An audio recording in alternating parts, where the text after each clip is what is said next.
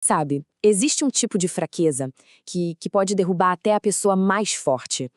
E o curioso é que ela não vem de fora, ela age por dentro. O material que a gente está analisando hoje chama isso de criptonita espiritual. E é exatamente sobre esse perigo, o perigo de um coração dividido, que a gente vai conversar. Então, criptonita espiritual. É uma metáfora bem forte, né? Pensa só, o que seria um veneno assim tão sutil, que age devagarinho, quase sem a gente perceber, mas que no fim das contas tem o poder de destruir tudo por dentro? O nosso material de referência vai direto ao ponto com essa pergunta: será que existe mesmo um veneno para a alma? E a tese é que, sim, existe. E olha, a gente poderia pensar em um monte de coisas, mas a fonte aponta para algo muito mais íntimo, mais pessoal: a idolatria. Mas, peraí, esquece aquela imagem de estátuas, de templos antigos. A proposta aqui é outra. É um convite para a gente olhar para dentro, para o que o material chama de ídolos do coração. É ali que a gente vai entender o que a idolatria significa de verdade no nosso dia a dia. E aqui está o pulo do gato. A idolatria, nesse sentido, é sobre o que a gente coloca no trono do nosso coração.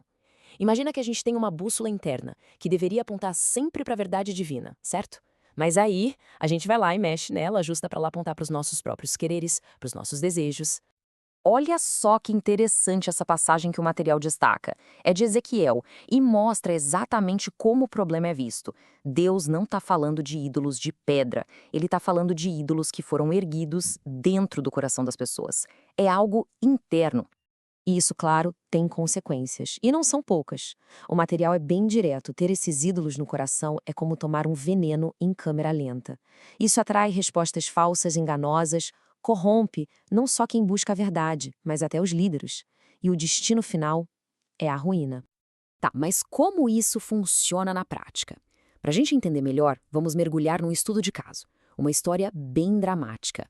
É a história de um rei, de 401 profetas e de como o engano pode ser mortal. O personagem principal aqui é o rei Acabe. A fonte descreve ele como um idólatra e ele está com uma ideia fixa, que é atacar uma cidade chamada Ramote-Gileade. Só que o seu aliado, o rei Josafá, é mais cauteloso. Ele fala: calma, antes de mais nada, vamos consultar o Senhor. Beleza. O que o Acabe faz?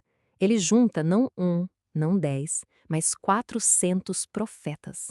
E a mensagem deles é unânime, um coro só. Vai pra guerra, rei! A vitória é sua! Sucesso garantido! Mas o rei Josafá, ele sente que tem algo errado.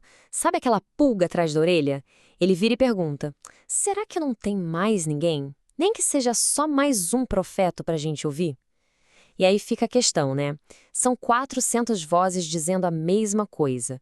A lógica seria acreditar nelas, certo? É aqui que o conflito começa a pegar fogo.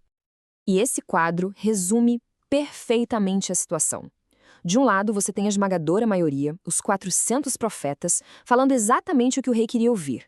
Do outro, uma única voz, um cara chamado Micaías, a voz que ninguém queria escutar.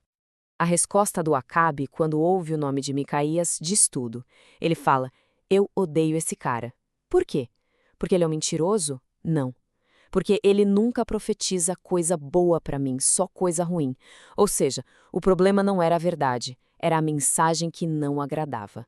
E a pressão continua. Até o mensageiro que vai buscar o Micaías tenta dar uma dica. Olha, todo mundo tá falando em sucesso. É melhor você entrar na onda, falar a mesma coisa que eles, falar bem. Basicamente, conta a mentira que todo mundo quer ouvir. Mas a lealdade de Micaías não era com o rei, nem com a popularidade. A resposta dele é categórica, absoluta. Tão certo como vive o Senhor, eu só vou falar o que o meu Deus mandar. O palco tá montado. De um lado, uma mentira confortável. De outro, uma verdade que ninguém quer ouvir.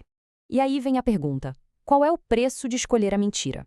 O material mostra que o custo desse engano é altíssimo e trágico. Então, Micaías revela o que viu.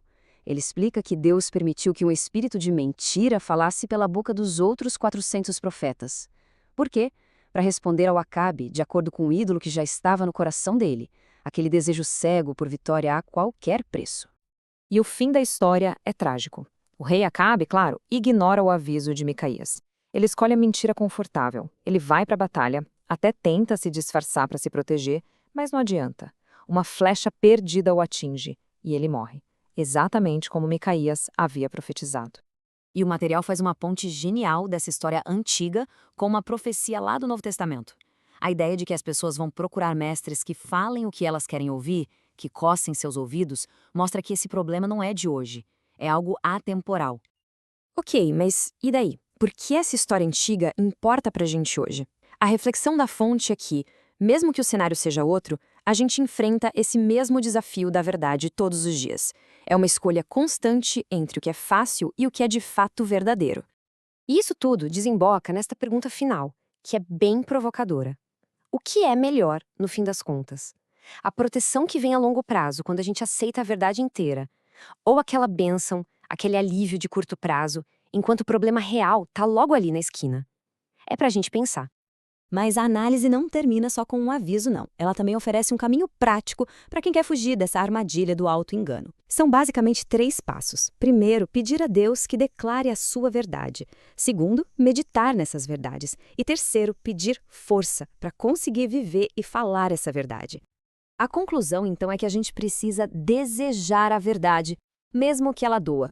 Porque essa dor, por mais incômoda que seja, vai doer muito, mas muito menos do que o tombo que a gente leva quando vive uma vida baseada no engano. Fica aí a reflexão, né? Quais são as verdades difíceis que talvez a gente esteja evitando só para ter um pouco de paz, uma paz que a gente sabe que é temporária? Na semana que vem, a gente continua. Que Deus abençoe a todos.